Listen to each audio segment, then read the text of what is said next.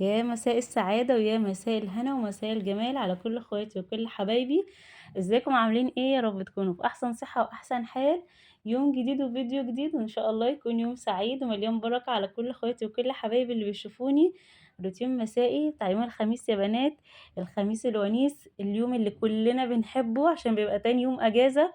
فبجد من اجمل الايام لقلبي هو يوم الخميس، بحبه جدا لاني بحس ان انا تاني يوم ما عنديش حاجة. فيالّا بقى نشوف هنعمل إيه. تفاصيل اليوم إن شاء الله حلوة، حاجات بسيطة كده، روتين مسائي رايق كده، وإن شاء الله يعجبكم. يالّا قبل ما نبتدي الفيديو هنصلي على حبيبنا وشفيعنا. اللهم صل وسلم وبارك على سيدنا محمد عدد ما في علم الله، صلاةً دائمة بدوام ملك الله. متنسيش تحطي لايك حلو زيِّك، متنسيش الكومنت اللي بيفرحني، ولو لسه طبعًا ما اشتركتيش تنوريني بكلمة اشتراك باللون الأحمر تحت الفيديو، خلق إشعارات على الكل عشان يوصلِك كل جديد. عايزاكم بقى يا بنات يعني تفجروا كده الفيديو لايكات عشان يترفع. طبعًا أنا نزّلت لكم الروتين الصباحي، انتظمت معاكم أهوّة يعني فيديوهين في اليوم. أي نعم هو مجهود، بس يا رب تكونوا بتستفادوا وبتتشجعوا معايا. عملت الروتين الصباحي ونزّلته لكم النهارده بتاع يوم الخميس يا بنات، وده الروتين المسائي، تمام. الروتين الصباحي بتاع امبارح اللي عملنا فيه غرفة الأطفال، وعملنا فيه كمان المطبخ، وعملت الغدا، وقُلت لكم إن كان جاي لي ناس. فبعد ما عملت الغدا ما كانش حد لسه وصل، يعني أنا جهّزت حاجتي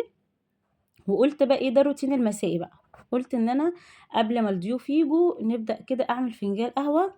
ويعني اللي هو عارفين عايزة بقى أقعد أرتاح شوية، واقفة من الصبح وطبعًا صاحية بدري جدًا وعايزة أفوق أكتر، عشان لو طبعًا أنتم عارفين لمّا بييجي ضيوف سهرتِ شوية والّا حاجة،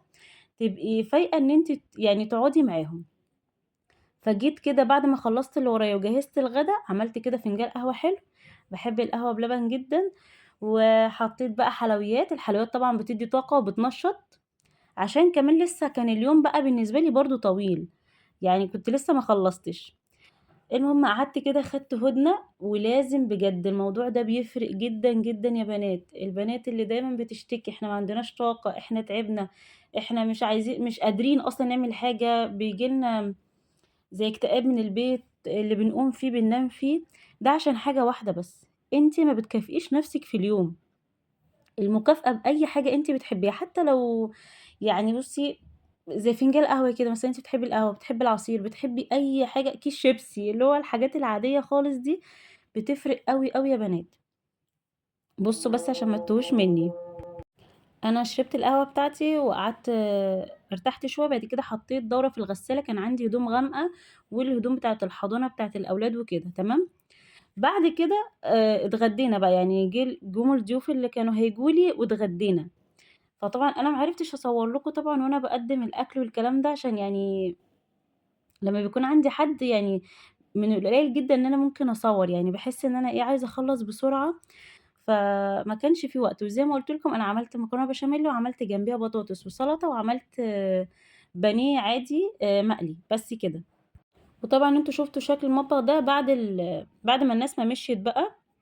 كنت حاطة برضه فاكهة وكنت حاطة اللي هو التسالي يعني لِب ومكسرات وكده. فبعد بقى ما الناس مشيت، طبعًا إحنا يعني القعدة خلصت متأخر، يعني القعدة كانت حلوة، فالقعدة خلصت متأخر. فبعد ما هُم مشيوا عايزة أقول لكم ما رجعتش نمت تاني طبعًا، يعني قعدت بقى طَب أنام، طَب أستنى، أعمل المطبخ، قعدت أفكّر. ففي الآخر قُلت لأ، بكرة الجمعة وأنا حابة بكرة المطبخ كده يبقى نضيف وريحته حلوة، وأقوم أبخّر. فزي ما قُلت لكم يوم الخميس باحب فعلًا الشقة تبقى نضيفة، اللي هو أصحى تاني يوم الجمعة أصحى أبخّر ما أحسّش إن أنا مضغوطة. وكمان الجمعة جوزي بيكون أجازة، فمش عايزة بقى أفضل واقفة في المطبخ وأقعد أغسل في مواعين وفي حاجات، بابقى عايزة أعمل أكل حلو وعايزة أعمل حلويات، يعني اللي هو إيه، مش عايزة اليوم يضيع كده في المطبخ تنضيفات. يعني باحب أنضّف الخميس أوي، عشان الجمعة يبقى لو هاعمل أكل، هنعمل حاجة، عندنا مشوار، فكمان الولاد بتبقى معايا، فبيبقى الموضوع صعب شوية. فباحاول على قد ما أقدر إني أخلّص كل حاجة ورايا. قبل ما أدخل على المطبخ بعد ما هُم مشيوا، أنا طبعًا نضّفت الreception ونضّفت الtoilet، وبعد كده دخلت على المطبخ. بُصّوا هو مش متبهدل برضه أوي، لإني أنا خلّصت كُلّه ورايا، حتى بعد ما خلّصت الأكل، الغدا اتبقى عندي مواعين غسلتهم ونضّفت المطبخ تمامًا قبل برضه ما الناس تيجي، اللي هو عشان أنا عارفة إن بعد ما هناكل هيبقى في مواعين كتير، فالحمد لله يعني. مش عايزاكم بجد تأخذوني يا بنات عشان صوت الولاد أنا عارفة عاملين دوشة، بس أنا عمّالة يعني باحاول أخلّص المونتاج عشان خاطر يعني لسه هيترفع وكده، فهياخد وقت، فقُلت ما فيش وقت بقى إن أنا أفضل قاعدة مستنية لحد ما يسكتوا أو يناموا. المهم إيه، زي ما أنتم شُفتوا أنا عملت المواعين، يعني فضّيت أي بواقي أكل، جِبت شنطة كده وفضّيت بواقي الأكل وبدأت أرُص كده المواعين، المعالق لوحدها والأطباق والكلام ده. وبرضه طبعًا قُلت أنضّف البوتاجاز معايا، هو برضه ما كانش فيه حاجة، لإني طبعًا هُم قبل ما ييجوا أنا كنت منضّفة المطبخ، بس طبعًا عِدت على كل حاجة عشان إيه، أبقى نايمة كده نفسيتي مرتاحة. ولمّا بانام الشقة نضيفة أنا باحس راضية عن نفسي جدًا الحمد لله. بُصّوا بقى وأنا كده بانضّف وبنعمل كده المطبخ وبنغسل المواعين، حابة يا بنات بجد والله العظيم عشان الموضوع ده أنا مرّيت بيه، فحابة إن أنا أقول لكل بنت أو كل يعني بنوتة متجوّزة قريب أو حاجة، من الحاجات اللي هتساعدِك أوي إن أنتِ تكمّلي حياتِك وتبقي يعني حاسة إن أنتِ راضية بعيشتِك ومبسوطة،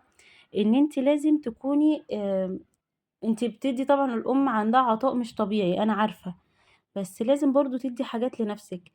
مش طول الوقت بتدّي اللي حواليكِ بس وناسية نَفْسِك. يعني الأول أنا كنت بافضل إيه، أهلِك نَفْسي كتير جدًا، جدًا في البيت و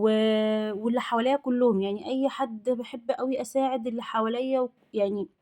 طول الوقت كنت بادّي جامد، يعني زيادة عن الطبيعي. فجِه عليّا وقت خلاص أنا حاسة إن أنا مش عايزة أدّي حد خالص، حاسة يعني مرّيت بفترة اكتئاب، اللي هو أنا حاسة إن أنا مش عارفة، يعني حاسة إن في حاجة بتحصل لي والوقت بيعدّي وأنا ما باستمتعش.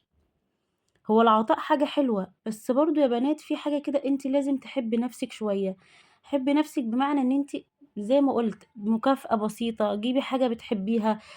كل فترة ممكن تجيبي طرحة حلوة، صباع روج جديد، أكلة دور، حاجات بسيطة جدًا مش كل يوم، لإن في ناس عندها ظروف مش تقدر تجيب حاجات زي كده، حتى لو مرّة في الشهر. خُدي أجازة شوية لنَفْسِك، طبعًا إحنا المهام اليومية بتاعتنا مش بتخلص، بس الأجازة دي مش هتبقى يوم كامل، زي ما قُلت لِك اللي فرق معايا بجد أوي، أوي، إن أنا لمّا يعني الصبح وبالليل باخُد وقت لنَفْسي، وقت لنَفْسي باحب كده أرتّب أفكاري، ساعات باقعد أفكّر في ولا شيء، يعني بافضل كده قاعدة مع نَفْسي حاسة إني عايزة أقعد شوية كده بعد ما الولاد يناموا، يعني لو أنتِ ولادِك مش بيروحوا الحضانة مثلًا أو مش بيخرجوا من البيت لإن ده أنا كنت باعمله برضه، أول ما باصحى الصبح باقعد شوية حتى لو 10 دقايق، أول ما تصحي كده افصلي شوية، وقبل ما تنامي بعد يعني هُم خلاص ناموا بقى ونيّمتيهم وخلصتِ اللي وراكِ، اقعدي مع نفسِك شوية، اعملي أي مشروب، اعملي أي حاجة أنتِ بتحبيها واقعدي كده استرخي، ولمّا تيجي تقعدي لوحدِك حاولي تفكّري في الإيجابيات بس، النهارده أنا عملت كذا وكذا، النهارده أنا كنت أم كويسة، حاولي تبعدي عقلِك عن الأفكار السلبية. ده أنا ضربت الولاد، ده أنا زعّقت في وشّهم، ده أنا أم وِحشة، وتقعدي تقولي حاجات كتير، لأ أنتِ ممكن تقعدي مع نَفْسِك وتفكّري إن أنتِ تغيّري أسلوبِك شوية، لو أنتِ مثلًا عصبية أو أنتِ بتزعّقي في وش الولاد كتير، أنتِ بتعملي حاجات مثلًا أنتِ مش راضية عنها، بدل ما تقعدي تجلدي نَفْسِك، حاولي إن أنتِ تصلّحيها. وده مش غلط يا بنات، ما هو طبيعي ما فيش أم ما بتزعّقش لولادها، ما فيش أم ما بتضربش ولادها، ما فيش أم ما بتتعصبش، ما فيش أم يعني بتطلع عن شعورها وده طبيعي، لإن أنتِ شخص واحد بيهتم بأفراد كتير، فالعبء بيبقى عليكِ كتير جدًا، إن أنتِ قاعدة فترة طويلة جدًا في البيت، اللي بتقومي فيه بتنامي فيه زي ما إحنا بنقول فعلًا، وبيبقى عليكِ جزء كبير جدًا، يعني سيبِك بقى من الولادة والحمل والرضاعة والكلام ده أصلًا اللي بياخد من صحتنا، إن أنتِ كل يوم عارفة اللي هو إيه طريق واحد، أنا باصحى باعمل 1، 2، 3 ما فيش أي تغيير وما بنشوفش حد، فالموضوع بيبقى صعب جدًا، يمكن أنتِ كل يوم تاخدي قرار أنا عايزة أنزل أشوف أصحابي مثلًا، أنا عايزة أروح لأخواتي، أنا عايزة أعمل بيبقى في دماغِك 100 حاجة، لأ أنا هاخلّص اللي ورايا وهاكلم واحدة صاحبتي وحشاني جدًا، بتبُصي تلاقي نفسِك ما عملتيش أي حاجة من اللي أنتِ نِفسِك فيها، أنا واحدة من الناس بامُر بالحاجات دي، يعني ساعات أقول إيه، لأ أنا خلاص بقى يوم كذا أنا هافصل وهاقابل أصحابي بقى ونخرج وكده وافصل من الولاد شوية، ألاقي نفسي أنا فعلًا ما عنديش وقت، لأ أنا هاخلّص اللي ورايا بقى وهاتصل بواحدة صاحبتي وحشتني نفسي أتكلم معاها، لأ ما فيش وقت حقيقي، والناس اللي بتيجي تقعد تقول لِك إزاي ما أنتِ ما إحنا كلنا معانا عيال ماشي، هو كلنا معانا عيال، بس مش كلنا بنربي نفس التربية، ومش كلنا أولوياتنا زي بعض. يعني أنا عارفة أنا اليوم بتاعي 12 ساعة، أنا حقيقي محتاجة عليه 12 ساعة تاني، لإن هو التربية مش أكل وشرب بس يا بنات. في حاجات كتير فعلًا أنتِ بتعمليها، وأنتِ بتعمليها لوحدِك، وكمان لو أنتِ ما بتعتمديش على حد بيبقى الموضوع أصعب. يعني في بنوتة ممكن مامتها تبقى جنبها واخواتها وقرايبها، وبياخدوا عنها الولاد شوية، بيطلعوا يساعدوها في تنضيف البيت والحاجات دي، في بنات كده، فدي ممكن يبقى عندها وقت شوية لنفسها. في أمهات تاني لأ، هي بتعمل كل حاجة حقيقي في البيت، فبيبقى الضغط عليها أعلى، ما عندهاش حتى وقت لنفسها. فدي لأ، ما حدش يقول لها كُلّنا، لأ مش كُلّنا، لإن كل واحدة تختلف، في واحدة تاني بتشتغل، الشغل مع البيت مع الأولاد لأ صعب جدًا، وإحنا زي ما قُلنا إحنا بنهتم بولادنا أكل وشرب ونضافة وتعليم وتربية طبعًا، والتربية مهمة جدًا، التربية فعلًا يا جماعة صعب أوي إن أنتِ بتأسسي أم أو بتأسسي أب أطفال صغيرين بتعلميهم الصح والغلط والحرام والحلال، وتقعدي تكلميهم عن ربنا وبتكلميهم عن كل حاجة، أنتِ اللي بتطلّعي الطفل سَوِي، فده بياخد منِّك مجهود، يعني أنا مش واقفة طول اليوم في المطبخ بانضّف وباغسل وبأكّل بس، لأ، أنا وقت طويل جدًا باقعده مع الولاد، باعلّمهم إزاي يصلّوا، باعلّمهم حفظ القرآن، باعلّمهم الحرام من الحلال، باعلّمهم بِر الوالدين، باعلّمهم عادات كويسة، لأ ما تضربش أخوك، لأ ما تعملش كل دي مناهدة على فكرة، كل ده تعب أكتر من وقفتِك في المطبخ، إن أنتِ تطلّعي طفل من وهو صغير ولد عشان خاطر أنتِ بتكبّريه عشان يبقى راجل، دي مش سهلة. وإن أنتِ بتعلّمي بنوتة إن هي هتبقى أم في المستقبل، دي برضه مش سهلة، كل ده بياخد من الطاقة بتاعتنا، يعني أكيد أنا مش هاشوف ابني أو بنتي بيعملوا حاجة غلط وأفضل ساكتة، ومعروف إن الأطفال يعني مش بتسمع من أول مرّة، أنتِ لازم في تكرار كتير جدًا، وتعملي قعدات وتفهّمي إن ده غلط وده حرام، الموضوع والله يا بنات أنا عارفة كلنا بنمُر بيه. وبنبقى تعبانين، بس اللي هيفرق معاكِ إن أنتِ تخلّي وقت لنفسِك، عيدي حساباتِك في حاجات كتير أنتِ شايفة إن أنتِ مش راضية عن علاقتِك بولادِك، حاولي على قد ما تقدري إن أنتِ اللي تصلّحيها، هُم صغيرين هُم مش فاهمين، مش هيعرفوا يصلّحوا يعني علاقتهم بيكِ، عندِك ابن شقي، عندِك ابن عِنَدي، لازم تعرفي تتعاملي معاه إزاي، هو طبيعته كده، هو مش بيضايقِك، هو طبيعته كده، فلازم أنتِ تتعاملي معاه بالطريقة اللي ربنا خلقه بيها. لإن الأطفال عامةً ربنا بيخلقها كده وبتتولد على الفطرة، مش فاهمة حاجة،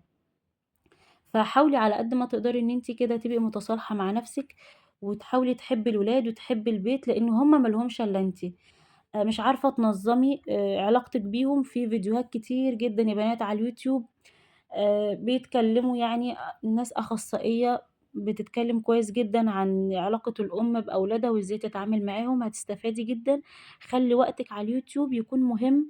ما تحاوليش وقتِك يضيع بين الفيديوهات وأخبار الناس والحاجات ديّة وده اتجوّز وده اتطلّق، لأ. حاولي وقتِك على اليوتيوب تكوني بتتعلّمي منّه حاجة، تتفرّجي على حاجات تفيدِك وتفيد بيتِك وتفيد أولادِك وتدخّلي معلومات أكتر لعقلِك. دايمًا افتحي فيديوهات أنتِ هتستفادي منها، صدقوني اللي بنتفرّج عليه طول اليوم دوّة بيأثّر على حياتنا بالسلبي أو بالإيجابي، يعني لمّا تقعدي تسمعي أخبار ناس اتطلّقت وناس اتجوّزت والحاجات دي، ده تحسّي إن هو بتاخدي طاقات سلبية وأنتِ أصلًا يعني مش هتستفادي حاجة من أخبار الناس دي. في حياتِك كأم، في حياتِك كزوجة، الحاجات دي هتفرق معاكِ جدًا، وفي حياتِك صدقوني يا بنات والله العظيم يعني الوقت بتاعنا غالي جدًا، واللي بيعدّي مش بيرجع تاني، فحاولي إن أنتِ يكون وقتِك كده فيه بركة، تحاولي إن أنتِ زي ما قُلنا تصحي بدري، وحبّي نفسِك وشوفي نفسِك كويسة أوي، وشوفي حياتِك مهما كان فيها مشاكل إن الحمد لله ربنا باعت لِك بيت، وباعت لِك زوج، وباعت لِك أولاد، بُصّي لحياتِك بعين النعمة. وساعتها طول ما أنتِ راضية بيها ربنا هيرضى عنِّك وهيخلّيكِ ترضي بيها وتحبيها، وربنا كمان هيبارك لِك في ولادِك. خلص معاكم الفيديو لحد كده وعملنا العشا بتاعنا خفيف، كان جبنة وبطيخ وعيش وأكلت أنا وجوزي والحمد لله، فضل ونعمة.